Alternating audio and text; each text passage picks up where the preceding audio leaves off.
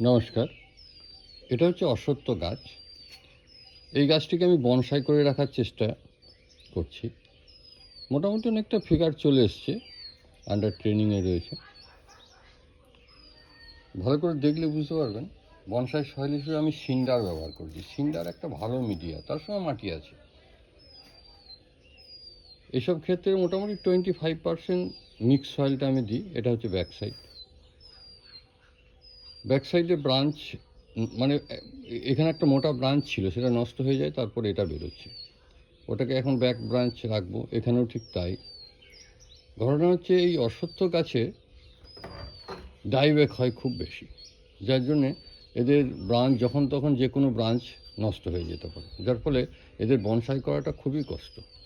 এদের পরিচর্যা সাধারণ, খাবার হিসেবে বিশেষ কিছু দিতে হয় না। ধন্যবাদ।